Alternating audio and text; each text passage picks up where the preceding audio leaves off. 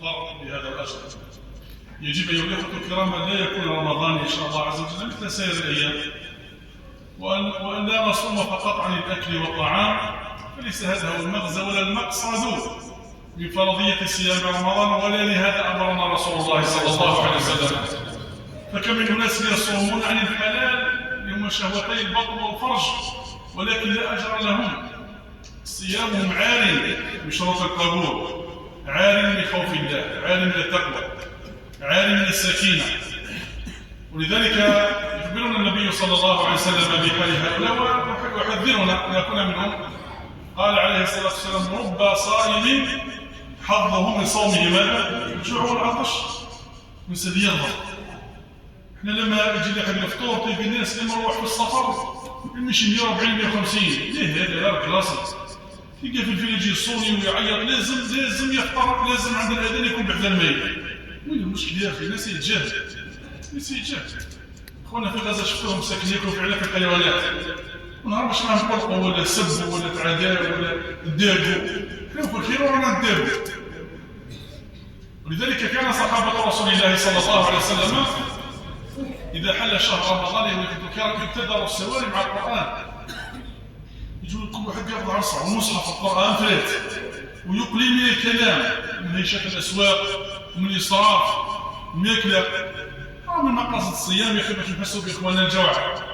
هذا يقعد 12 ساعة كما قالك ما ياكلش، وبعدين حق الماء وقت المغرب يلقاها منوعة يضرب والله حتى يدخل الموتور ومن بعد يزيد يعاود في السحور. صحيح واش هذه لاباس طيبين الاستقلال والتقلل والاحساس بالفقير ايها الاخوه الكرام. ولذلك الجل الجزائري هذا طبيا وسوف ناتي ان شاء الله عز وجل بالمتخصصين قريب 30% يقع لهم السكر في رمضان. قريب 30% من الشعب الجزائري يحضر عليها صحيبي. النبي صلى الله عليه وسلم قال: ثلث لطعامي وثلث لشرابي وثلث الماء. نفس يجممها كل ماكله، وبعد قال له الماء قال له واحد الماء وين يجي؟ ثلاثة ربعة ماكله، والماء قال له وين يروح؟ قال له الماء يسترسل، قال له النفس يجيب ربي. هذه المصيبة حمراء. لذلك ننتبه نلتزم القرآن، نتجنب الغضب، نتجنب الكلام الفاحش، نتجنب العجلة في التصرفات والردود السيئة. لا كظن. يعني جاء رجل إلى رسول الله صلى الله عليه وسلم قال: أوصي يا رسول الله، وصي. قال له النبي صلى الله عليه وسلم: كلمة لا تغضب. وهذا الوصية مليحة، احنا لنا الجزائريين حتى العاقلين لازم نصوحنا به. ما تغضبش، لا تغضب. لا تجعل يوم صومك ويوم فطرك ماذا؟ سواء. لك حسن. رمضان يا اخوتي الكرام في اول ليله يبدا العتق من النار، تبدا راسيرونس توريس التامين الشامل صح الصائمين، ولله في كل ليله منهم كما قال النبي صلى الله عليه وسلم: عتق ماذا من النار.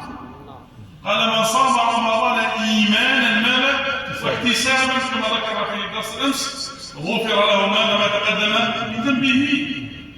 كل عمل ابن ادم له الا الصوم فانه لي وانا ماذا نجزي به. اذا الصائم يكون مخبت، يكون ساكن، يكون عاقل، يكون رزين، يكون قليل كلام، ما يكونش مسرف ومصروف، يكون صاحب جود ونفقه على الفقراء والمساكين كما قال سيدنا عبد الله بن عباس: كان رسول الله صلى الله عليه وسلم اجود الناس وكان اجود ما يكون ماذا في رمضان. كان اجود من الريح المرسل. نتنافس في ختم كتاب الله عز وجل ختمات. الصحابه يختمون القران ختمات مش تراويح، لا في بيوتهم مع ابنائهم. هذا نشوفوا احنا زوجاتنا واسر المسلمين يغسلوا في الديار ويبدلوا في المواعين ويشيلوا في البهارات هذه وما يشعلوش. هي حرب كما في البيت في الكوزينه، حرب في الكوزينه. ما عليك كم يعود فيه اسراف وتبذير. ومن حرم زينة الله التي اخرج لعباده والطيبات من الرزق. لكن هل اعددنا برامج ووصلنا قلوبنا وهيئنا اماكن العباده وللقيام ولورد القران مع وليداتنا وبنياتنا ولا ولد؟ معناها عندنا مشكل احنا مع رمضان. تجي علينا نصوم، عندنا مشكل مع الكوزينه مع المائده، عندنا مشكل كبير. ما كاينش مناسبه الا لازم نمرطوا المائده. يا اخواني شهر رمضان معراج للروح، والله فضل عظيم من الله عز وجل. شيخنا كان يقول لك معكم ندركوه، نسال الله عز وجل ان ندركه ان شاء الله. ماناش عارفين نغلطوا شيخنا، ماناش عارفين لا ربي يمد في اعمارنا ولا ليله الاخر، لكن احنا نطلبوا ربي باش يبلغنا رمضان ان شاء الله، باش نصوموه ان شاء الله حقيقه الصيام ونقومه مدى حقيقه مدى القيام ان شاء الله عز وجل. كانت هذه اشارات واضاءات من طرف ضيوفنا ومشايخنا ومن بدايه ديالنا واخواننا، فنسال الله عز وجل ان تجد ان شاء الله عز وجل اذانا صاغيه وقلوبا واعيه ان شاء الله. نسال الله عز وجل ان يبلغنا رمضان جميعا ان شاء الله، ان يجعلنا ممن يصومونه حقيقه الصيام ويقومونه حقيقه القيام. نسال الله عز وجل ان تختفي هذه الصور الشانئه والسيئه من أسواقنا ومن بيوت الله عز وجل ومن أسرنا إن شاء الله. نسأل الله عز وجل أن يجعلنا من أهل القرآن في شهر القرآن. هذا شهر أنزل فيه القرآن، شهر رمضان الذي أنزل ماذا؟ فيه القرآن. يعني كان صحابة رسول الله صلى الله عليه وسلم لا ينفلتون ولا ينصرفون من المسجد إلا عند تفاريع الفجر. بس اللي يقول لك كانوا يصلوا بحزبين ياسر، فهو الصحابة كانوا يصلوا حتى يضرب يدنا المؤذن الصحور، والذين يبيتون لربهم ماذا؟ طيب الانسان ما يقدرش يصلي حزبين واحد في المسجد يقعد يسمع، الا ما قدرش يصلي ويسمع ينصرف. بصح ما تنزعش ولا تقلق ولا تقول انت مشكل للناس، خلي الناس تصلي، الناس تصلي في حزبين اكثر، هي مش واجب، ترى ليست واجبه، غير تتعب برك وتقعد تسمع القران تدي الاجر والفضل. لقول النبي صلى الله عليه وسلم هم الجلساء لا يشقى بهم ماذا؟ جليسهم. ان شاء الله نروحوا كل الجنة ان شاء الله. فينا ناس طيبين قلوبهم طيبين ويدعوا، وليش تلقى فينا بعض الناس اللي شويه داخلين في بعضهم ما يعنيش يدخلوا في الخيريه يروحوا ان شاء الله جميعا ان شاء الله. اذا نحتاج الى صبر، نحتاج الى سكينه، نحتاج الى حسن قصد، نحتاج الى نيه طيبه ان شاء الله، وكلنا ذلك المسلم الذي يرجو هذا الخير ان شاء الله. ونسال الله عز وجل ان لا يفوت شهر رمضان إلا وقد أخرجنا من ذنوبنا بيضا أطهارا كيوم ولدت أمهاتنا إن شاء الله. ونسأل الله عز وجل أن يشفي جميع مرضى المسلمين ويرحم جميع مرضى المسلمين إن شاء الله عز وجل، وأن يبلغنا رمضان لا فاقدين ولا مفقودين إن شاء الله عز وجل. فيه يعني العفو السيد إكراميات شيوخنا، هذا أقل القليل من أهل صدرات إخوانكم يكرمونكم. النبي صلى الله عليه وسلم يقول تهادوا تحابوا.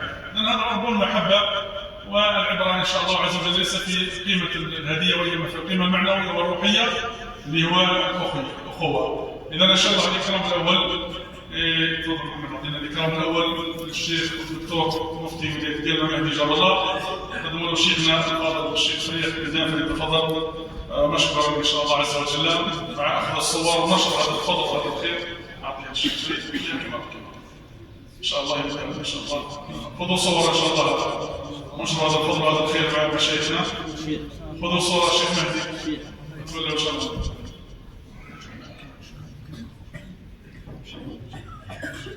بارك الله. نعم جزاك الله خير. إذا التكريم الثاني والإكرام الثاني شيخنا الدكتور أحمد الشاب قدم له أمين الجمعية صفات، تفضل مشكورا. أمين الجمعية أمين المال صفات وينه؟ هاي سكان تفضل الشيخ حمد الدكتور عضو مجلس الفتوى وعضو مجلس العلمي، جزاه الله خير على هذه الكلمات الطيبة المباركات، ونسأل الله عز وجل أن ينفعنا بها في الدنيا والآخرة إن شاء الله. طيب يا سيدي استنى السنة روح سيدي نحن نكتب مقدم وآثار روح دير الصورة سيدي إن شاء الله إن شاء الله. جزاك الله خير. بارك الله فيكم جميعا إن شاء الله. إذا التكريم الثاني أيضا من مشايخ الشيخ عبد الكريم. تفضل الشيخ عبد الكريم. أروح حاج طاهر، حاج طاهر 94 سنة ومازال يتحرك إلى روح جزاه الله خير. حاج طاهر اربح أروح شد. يا سيدي هذا من أهل القرى 94 سنة ومازال يتكرر ما شاء الله. أروح قدم له الهدية. أروح شكرا تفضل. أروح يا حاج. هاي أروح كذا بجد. الشيخ مروح